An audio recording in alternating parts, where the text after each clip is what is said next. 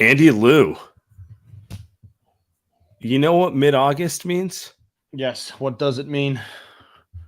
It means we have FIBA basketball qualifying. Dude, I'm not gonna lie. I waited for this game all day. This is for what is out right now, Sam. This is great basketball. I get to watch some of the best USA players play. This is actually amazing. It's a blowout, but it's good stuff. You know, you and I are both baseball guys. We enjoy some good baseball. That's not to say the Bay Area is blessing us with good baseball at this moment. But I'd be remiss and I'd be lying if I said when I saw they were playing tonight and it was on TV, I didn't get a little excited because it's been too long. Football's not quite here yet. And even with football, just hoops a little different. It was exciting to watch it tonight. We're recording this in the fourth quarter. It's over, but it's not officially over. And it felt nice. It felt nice. I'm getting excited for the FIBA tournament. You will appreciate this. This is how you know I'm washed and I'm fully in the dad life. I saw all the times that the games are starting, and I'm like, oh, 5:45 a.m.? Saw 5 a.m. Perfect, bro. I can watch it before he wakes up. I just got so excited about that, and then I start thinking to myself, I'm like, oh, this is nothing I would have said before I had a kid. That's insane. I mean, before 8 years ago, you would have said, "Oh, if I drink enough tonight, I'll still be up the next day. I can catch the 5 a.m." Dude, I am excited about this team. I know they're not like the most talented team. I know my friends are looking at the roster, and I had to remind them that there was a game on tonight, of course, because they had no idea. But they go ahead and look at the roster and like, Andy, what is this? They're like, what is going on with this? What is a Bobby Portis? And I'm kind of sitting here, Sam, and I told you this earlier. I'm excited to watch this team. Mikal Bridges, Brandon Ingram, Anthony Edwards, 3 wings in the starting lineup to go with Jaren Jackson, who's one of my favorite players, one of the best defensive players in the NBA, and then Jalen Brunson at point guard. I mean, dude, that is – I think it's a good – combination of up and coming stars as well as role players, and they're led by the GOAT coach, best in the league, baby. Oh, Steve. I know, man. I have a few takes. Like first on the roster, I feel like we'd feel a little better about this roster if a couple of the younger stars in the league, the Jason Tatums of the world, the hell is he doing that he can't play? Those type of guys were playing. And also, Cade Cunningham probably should have been on this team. Chet Holmgren probably should have been on this team. But they missed all last year. Sometimes you get a little unlucky with it. De'Aaron Fox probably should have been on this team. Is there a reason why he wasn't? From what I can tell, he withdrew himself. So I don't think it's a team thing. I saw Trae Young was campaigning. I know for I think I'll pass. What do you think the reason Trae Young's on the team is? Probably because guys don't want to play with him. Like I think I will pass on that one. I don't need to watch Trae Young pound the rock for 20 minutes. Look, man, Steve Kerr looks like gave him pretty direct instructions. This team doesn't have a ball stopper. The only time the ball stopped was like maybe Brandon Ingram a couple times on the post up. That's it. I thought Brunson early in the game, little bit. Little Chris Polish, a little bit, right? But beyond that, I mean, he's telling them just to run up and down the court and let's just use their athleticism and take over the game. You have 4 of the most athletic guys on the court at any moment with Bridges, Ingram, Edwards, and Jackson.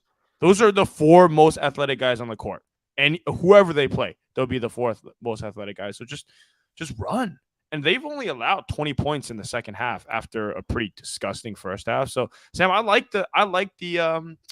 Steve Kerr's game plan. I like the strategy. I like this team. It's going to get tougher this weekend. They play Slovenia and Spain, 2 of the 5 or so best. Like Luka is the best player they're going to play in the tournament. Jokic isn't playing, and I don't think so. No. And then Spain's just always a good team. So it's going to get those will be the tougher matchups for them. But I'm with you. It felt like a Steve Kerr team. They're moving the ball pretty well. Steve recruiting my guy Brandon Ingram to the Warriors. Oh boy, I like the way the ball was moving in general. Like it's pretty clear what they're trying to do. It's also pretty clear that it's going to be a little bumpier. And most of these guys are used to playing, kind of with the ball in their hands all the time. So like you can't expect them to adjust to kind of more of a ball movement system overnight. Like it's gonna take a couple games, right? They also don't have a true superstar. You mentioned Jason Tatum, who would be the true star on this team if he played. Again, I don't know why he's not here. De'Aaron Fox is another one. He'd probably be of that, maybe a little better than the Edwards Ingram tier, but he's still like not a true superstar yet, right? But they're missing that Tatum guy. Be interesting to see who's gonna be that guy. Everyone's saying it's Anthony Edwards. I mean, he looked like the best player on the team this game. He's very young. So like it'd be cool to see like maybe that's Anthony. Maybe it's his time. Be kind of cool. They just don't have that, which I find interesting. Also, I think the other thing for me too is do they just have Jaren Jackson on the back line? That's if I was to point to a roster issue, it's that. Like I also don't think Ingram's. People like to compare him to KD, but to me, and I get it, like similar build, kind of similar mid-range style, but to me, Ingram is much more of a guard than KD ever was. Like he's much more of a little smaller. He's better guarding 2s and 3s, not really a 4. Yeah. I don't know. They're just kind of thin inside is the best way. You called it out, you know. Banchero is playing the 5, right? Steve Kerr threw him out there at the 5. Ooh. Portis is bad defensively, especially. I thought Paulo looked really good, but he's also literally a 1-year player. So it's gonna take a minute for guys like that. Yeah, Jaren. I think did you see the report that they voted Jaren the MVP of camp? And to me, part of that was probably like, they need him more than anyone. Like, if I think Ant Edwards is gonna be the breakout star, but if he's not going, they got a lot of wings. They got a lot of guards. If Jaren's in foul trouble, they got kind of a lot of fucked, honestly. And these teams you're talking about, Spain, veteran teams. France is going to throw some vet bigs out there. I'm sure other European teams will have bigs that are bangers. We don't even know who they are. Eastern European teams are loaded inside, yeah. Right. And they may not be super talented, but they'll be doing, left hand, right hand, drawing fouls, charges, and all of a sudden Jaren Jackson will have 3 fouls with a minute left in the first half, and we're looking at Walker Kessler. Is he going to be playing, right? So I think when I look at this team, I'm like, ooh, that's weird. You talked about Paolo Banchero being a 1-year player. He's not a 5. Maybe he ends up being a 5. So is Walker Kessler, by the way. At least Kessler's more of a true big. I actually really like Kessler. Like I don't know why he didn't play tonight. Probably because Puerto Rico's tiny, so maybe matchup. It'll be interesting. Because isn't that what the Warriors? We're a Light Years podcast. We're a Warriors podcast. Isn't the Warriors issue kind of was like that a little bit, where they kind of just have no bigs and they just let it ride. They just go Kevon Looney, Draymond Green, and let's roll, baby. Yeah, why is Looney not on Team USA?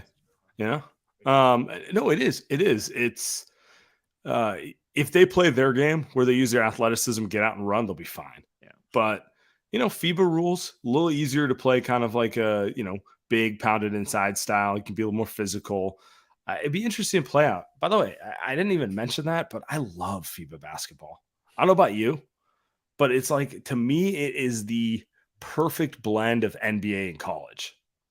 They let you get away with a little more, little fairer chance for slow-footed defenders, but at the same time, these guys are most skilled players in the world. So like, if you can't hang, if you can't move your feet a little bit, you're screwed no matter what. Like, being a little more physical isn't going to hide you that much. I do. I mean, it's the second best league in the world. It's super fun to watch. I think Steve Kerr's system fits that type of this, doesn't it? Like, it's not a who's on the call today. Anyway, he did a good job mentioning about kind of like the current game is all spread pick and roll, and it was really cool to see. I think of Brandon. I said Brandon Edwards, Anthony Edwards, Ingram, and even like Jalen Brunson are kind of ball stoppers, but you can see them getting out there and trying to move away from that style. I have one kind of hot take watching this game, just one game. I think they're going to have to play Tyrese Halliburton a lot more than Jalen Brunson if they're going to win. I think Halliburton's a better defender. They don't need Brunson scoring. They more need Halliburton's ability to push. You know who I love him. So guess who led Team USA in rebounding in this game? Ooh. Brunson, Oh my 12. goodness. uh, Oh my goodness. Wow. I agree with you. I agree with you. Halliburton just plays the style, the half-second basketball Steve Kerr wants to play naturally. Like, that's the way he's wired. You don't have to tell him to pass ahead. You don't have to tell him to do something. Like, it's just kind of how he's wired. I wonder if Steve Kerr's riding Jalen Brunson as his guy, trying to get him to play more that way. That's what it feels like to me. It feels like he's like, I don't have to work. I know I can trust Halliburton, but I need Brunson to, kind of like give it up and trust a little more. And he's coachable and he's a good player. This is Steve getting his hands ready for the Chris Paul era. He's like, I don't know. Feels like a politics thing to me. Feels like hey, he has more seniority. At least Jalen Brunson does. So maybe let's give that a little bit of a ride. But Brunson to me feels so much like a sixth man scorer off the bench for this team. But then again, he throws Halliburton out there with Banchero, and they're running up and down the floor, and I'm like, this is beautiful hoops. This is beautiful hoops. I love watching this team. Yeah, and Edwards and Ingram got going when Halliburton got out there too. Just the ball started moving. It's so interesting because like Anthony Edwards, Brandon Ingram, they can go either way. You know what I mean? Like you can see them falling into ball pounding James Harden basketball, but they're also, I don't think they're wired that way per se. They're coachable. You can see them trying. You watch some of the clips, like Ingram's trying to play the Steve Kerr style of basketball. I think he's more of a passer than we give him credit for. Like he likes to move the ball and that sort of thing. And it's just, if the Warriors could ever find young guys who have that skill set, I kind of feel like they could potentially develop it. They just keep finding guys who don't want to pass the ball. So. A couple guys, make or break year for a couple young guys that they have that would, I saw a picture of Kuminga, head was touching the top of the backboard yesterday. So, they got a couple guys that buddy of mine was talking to me. He was like, "Are there not really a basketball follower?" And he was like, "Oh, is Team USA playing soon?" And I'm like, "Yeah." And he's like, "Oh, are any Warriors on there? Is Kuminga on there?" And I didn't have the heart to say, like, "Yeah, I don't know." He's got to get citizenship first, bro. I was like, might be the wrong country, but no, he's not anywhere playing. Anyway, this is I cannot stop raving about how fun this team is too. And I think one other thing about Team USA I've watched through the years is they always kind of struggle shooting the ball. New ball, different rules, kind of different style. Smaller court, by the way, too. Just a little less space. Kind of weird, right? Things get kind of weird, and maybe they throw guys out there that aren't true shooters. Hey man, this team got some true shooters out there. I mean, even going down the bench, you got Austin Cam Reeves, Johnson, Cam baby. Johnson. Exactly. Ingram can spot one. Edwards, but Jaren Jackson's got to become better shooter. Bridges a shooter. They got shooters everywhere. It's a fun team. It's a fun team. And begrudgingly, gotta admit, Austin Reeves looked pretty good. God, he's a good player. Really annoying. I'm just. Can we discuss it? Steve Kerr recruitment time. Is that what's going on here? Who do you think? Who do you think? Who do you think is his guy that you think he would like out of all these guys, realistically? I mean, all of them, honestly. You can't say Paolo Banchero, and he's not going anywhere, right? So who do you think is the guy that he's like earmarking a year from now? Ingram. So I'm just, maybe I'm trying to speak it into existence, but Ingram's 2 years away from free agency, and New Orleans looks stable to you? Zion look like the guy you want to build around? We did, because we're mature adults who do not partake in that kind of conversation. We avoided the Zion conversation. Yes, we did. So. Yes, we did. We're very mature. 32 next week, Sam. Very mature. No. What I was gonna say is, I feel like he's attainable. He could be attainable in a year. If the Pelicans have another BS year like they had last year, do you think he's gonna re-up? Yeah, I think you're right. I mean, does Ingram look like he wants to be there too? All these players kind of. Yeah, reports are like he's trying to get guys going, and Zion's not there, and you know how it's like to play with someone who's not invested with you. It kind of sucks. Yeah. The other one that's obvious to me is Jaren. Jaren Jackson is kind of I don't think he's going anywhere. Oh, okay. Wow. I just think that is a player that, like, I mean, he's everything the Warriors haven't had, which is size with an actual, like, they've either had small big guys with skill or big dudes with no skill. They haven't actually had a big guy with skill. So Jaren, like, if you could have anyone on this team on the Warriors, obviously Jaren's the number one pick, right? Not even because he's the best player, just he fits everything that you wish this team had. He is my second favorite player on this team, with Hallie beating the first one. But from the comments, Ralph Wiggum brings up Mikal Bridges. I mean, that's an easy fit. He's jumped teams already. I mean, not his fault, right? But it's a perfect guy. Traded. yeah, right. It's not his fault. For Kevin Durant, but I mean, that's a perfect fit. Doubtful that Brooklyn. They're not real. They're a mess, but they're probably building around him, so maybe it doesn't go anywhere. I like your Ingram one too, just because that one's the most realistic. That one actually seems like the Pelicans are in trouble. Although if I'm the Pelicans, maybe I'd just rather trade Zion away rather than Ingram. Yeah. I mean, I'm just going down the other names. Mikal Bridges, they have him for a while. They're not trading him. Ant Edwards is obviously the franchise for Minnesota. Jalen Brunson, like, I know we love point guards, but enough, you know.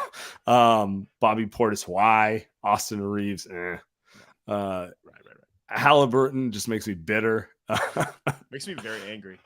Cam Johnson, I mean, he's under contract for a long time, but that would also be a perfect war. I mean, a lot of these guys would be good warriors, you know. Yeah. Josh Hart, like, he is a warrior as far as I'm concerned. Walker Kessler, sure. Paul, like, yeah, it's Ingram and then, like, you know, hoping Ja destroys Memphis and Jaren gets on the block. Those are, like, really my hopes. Can we just be honest, by the way? Jaren is better than Ja. He's a better player. I'm over it. You know, they win a lot of games when Ja's out of the lineup. They don't win a lot of games when Jaren is, though. So I like that take. Yeah. He's an elite defender. He's become a better scorer. His efficiency levels are off the charts when he's on the court. Issue is, you know, sometimes he gets into foul troubles in big moments, but I think you can point to John Morant's issues as way more glaring outside of just the off the court stuff, right? Terrible defensively. Yeah, he doesn't seem to get into as much foul trouble when Jaren's not playing or Ja's not playing. Yeah. I love Jaren. You know I love Jaren. You know I love Jaren. If he can stay on the floor, man, that 3-point shot, shoots a lot of them. Efficiency goes up and down, but first play they get him a duck in on the block. You run someone over for a layup, and I'm like, yo, wait a second. He's incredible. He is the best player in Memphis. I agree. Not even a hot take, I don't think. It's a good take. Our guy Will Mitchell throws out, do the Pels want the Podfather and the cop? Oh, you know, I'm a Pajemski guy. I'm still buying. I'm holding my stock. I feel good, but you know what? If that's on the table, I'll do it. I'll throw them a couple first too while they're at it. Enjoy it, David Griffin. Enjoy it. Let's get to the Warriors. You know, there was one thing Warriors-wise that happened today. Klay Thompson did a pod with Paul George. Does anyone have just a better vibe than Klay? Obviously, like, just no. You listen to Klay talk and you're like, why am I stressed? Why can't I just reach that level of just, like, acceptance of life? Like, the dude is just aspirational. The aspirational aura, right? The kids all talk about the aura now.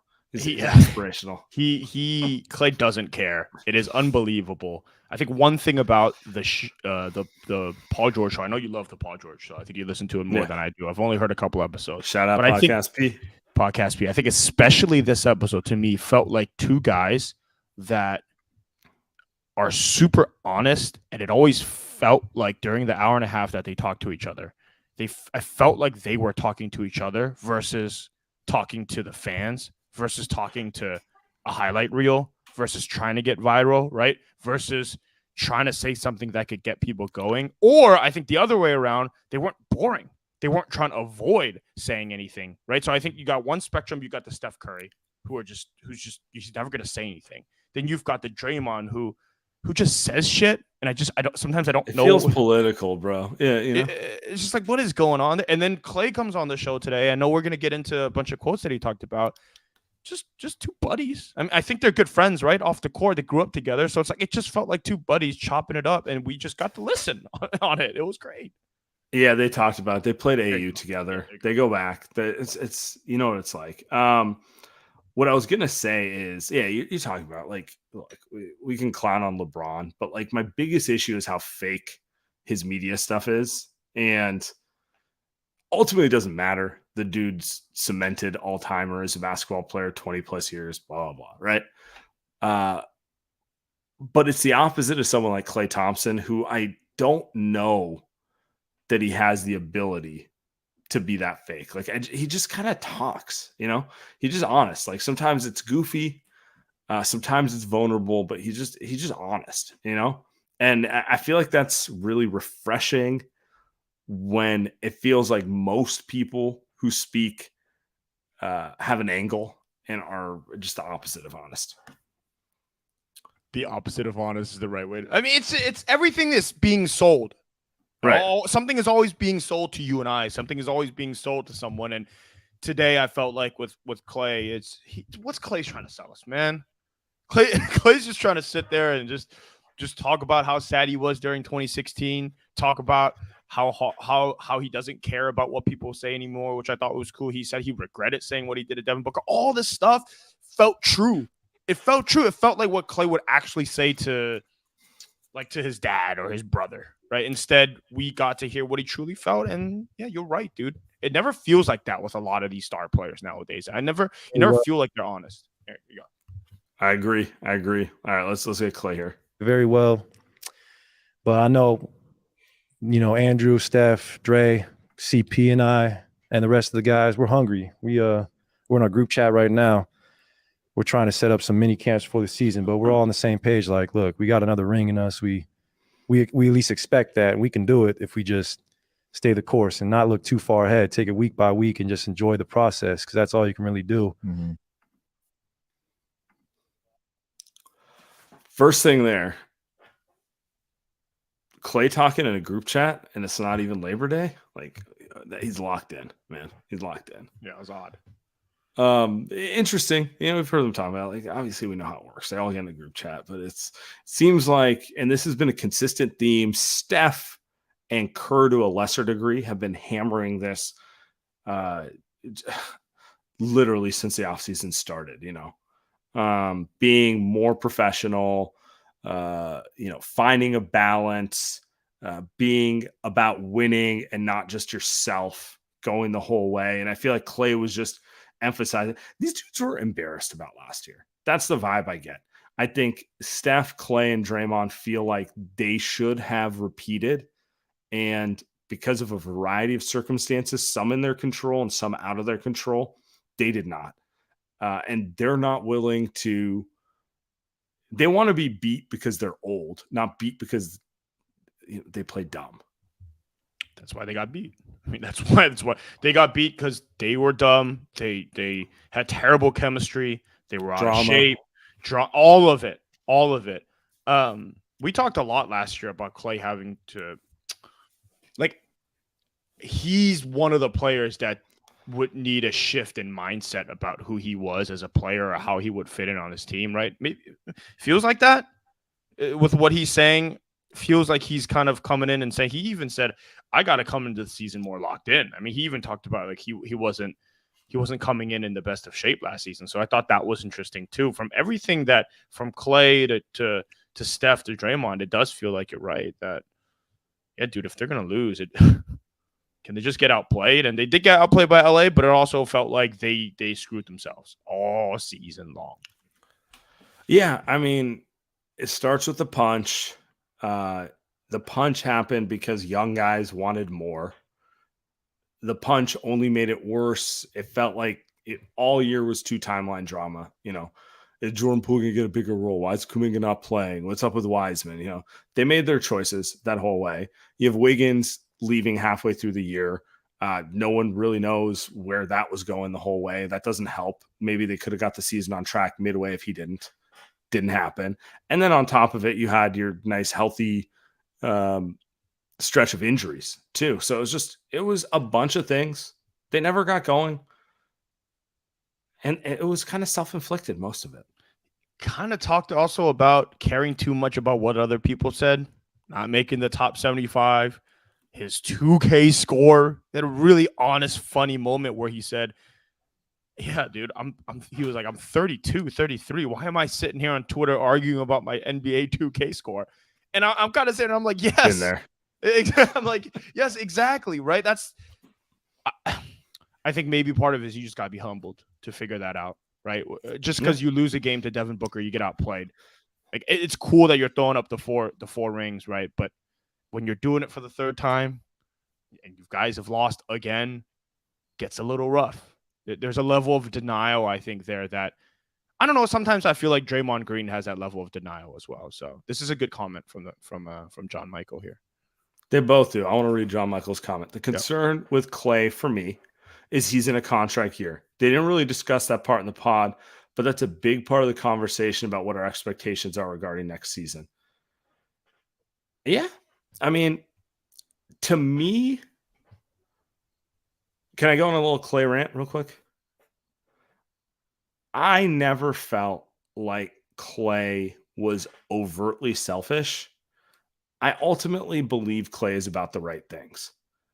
I've seen that dude defend like a dog for 48 minutes and run off screens for 48 minutes the entire way. That does not mean he doesn't have flaws, though. He's not a good passer. And if the ball is not moving around him, he'll just take a bunch of dumb shots. There's no way around it. If they're not in sync, the ball's going to find him. He's going to dribble into something dumb. Let's be honest. That's who he is. Klay, in many ways, is the best litmus test for the Warriors. Andrew Bogut actually said it like 5 years ago. He said, I know the Warriors offense is humming if Klay is going off. And I don't think he's wrong. The ball is moving. That's where Klay gets 60 points on 11 shots, like that sort of thing. And so to me, I'm not really concerned about his contract year or his ego, because I've never seen Klay be the guy who yells at teammates, get me the ball more. He always does his job the whole way. What Klay is a great litmus test for if they're not moving the ball, he's going to go into hero mode because the ball's not moving and it's going to look ugly. He also mentioned he's got 4 to 5 years left in the league. So I think he knows that last contract is his last contract. To your point, yeah, I don't think he's saying anything or going to be doing anything different. Like you said, he's not coming out there. He's not going to demand more shots. He's just going to shoot shots, the normal shots that he would always take. It's kind of up to him and the Warriors to figure out a system that makes a lot more sense than it did last season. But I do think it's interesting that he's had 4 or 5 years left. Thought Klay would be playing longer. Thought he'd be into his 40s, but he said 40s is insane. Kind of like maybe 39, 38, 39. I mean, he's got the frame and the shot to do it, but it feels like that next year when Klay signs that contract extension for the Warriors, and I think we know it's going to happen, that is going to be the end destination of that Steph, Klay, and Draymond trio, right? Whether it be a 3-year contract or 4-year extension, whatever it is, that feels like, okay, that's it. They've got the next 3-4 years, and that's all. That's what it feels like. So, I don't know. It feels kind of sad, but I think they see the writing on the wall, which is why they're not messing around this offseason, which is why it seems like they're more locked in than certainly what they were last season. I also think if he was problematic, would Steph, Draymond, Kerr, those guys be as loyal to him? Like, be honest. I think I get it. His game 6 against the Lakers was an all-time stinker. I was pretty pissed off watching it, honestly. It was the perfect end to what was a disgusting season, including shot hunting when you're not open, missing open looks, just bad shit the whole way through. But you've watched him play for 12 years. You know what he's about. Like, I'm not ready to say, I'm not ready to throw that all away because I was pretty disgusted by the end of last season. No. All right, let's get next Klay thing right here. Klay right here.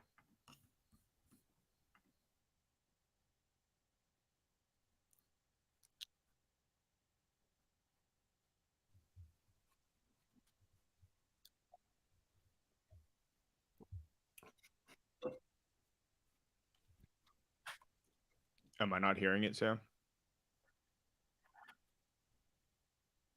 Is that me?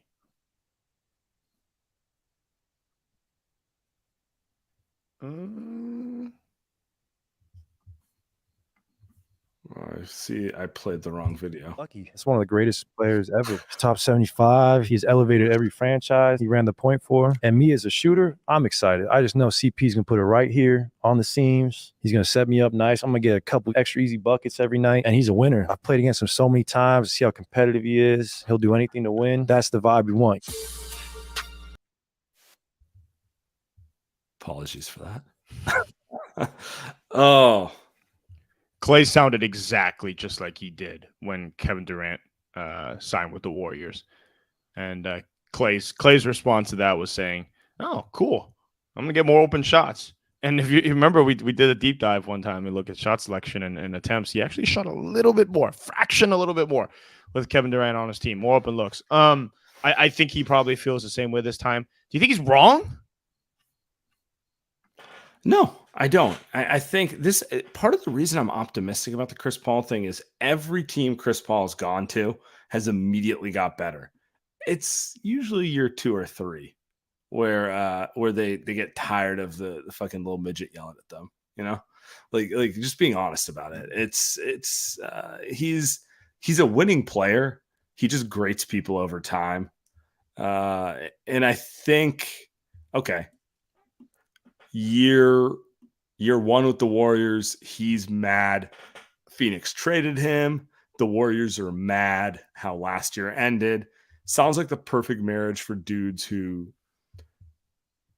were not happy with the way their season to just like buy in and spite everyone. Now, do I think if he stays for 3 years? Yeah, no shot. Yeah, exactly. But I'm not worried about that. I'm worried about next year. All that matters is 1 year. It's all that matters. Then you flip the contract for Ingram, and we are running it again. I'm with you. It's just 1 year. It's not going to last 2. The Jordan Poole thing didn't last more than 5 because of Draymond. These things just aren't meant to last when you've got certain guys in there. And I'm with you. A little bit more pessimistic because Chris Paul stuff is just going to be whew. And so we'll get to that when the games actually start. But they just need 1 year to lock it in. Who's to say that they don't just come out the gates and go? I think they will. 5. I really think they will. I think. I don't think we give enough credit to how talented the team was because we didn't like how last year went. Also hurt so much, hurt or injured or just not playing. Right. That's what the team was. Steph played half the season. Klay was out of shape for 2 months. Wiggins half the season. Whatever. We've done this a million times. Poole wasn't very good. So all that stuff. So Daniel saying I hate Chris Paul more than I love the Warriors. You do you, but I disagree. I disagree with that mindset. Well, we'll see what happens when Chris Paul hits that first game-winning shot, or if the Warriors are winning with him. I'm how excited are you for Steve Kerr to just say he's the best point guard on the roster over and over again? I had not thought about that. It's pretty funny. I had not thought about that. Steph's just gonna go up to the podium and like do that like smirk laugh, like where he's like kind of crazy. Yeah, I mean, he's one of the best of all time. We love him here, Just I think when it's so obvious that Steph is better, that I think as Steve Kerr you can't do that because it just comes off fake, right? Doesn't it come off pandering? Not the better player, the better point guard. You know what Steve's gonna say is the way he controls the game. More We've general. never had a player like this. I mean, Steph's the greatest of all time, but he doesn't control the game like this. Oh God. Oh. By the way, speaking of Steve Kerr, did you see the Team USA coaching staff? It's stacked. Yeah, what is more going than, on? More than, I mean, maybe that's why they took the youngest team ever. They're like, we're stacking the coaching staff. I mean, oh my God! I'm looking at a picture. Spo. Spo is an assistant coach. How is Spo not the head coach?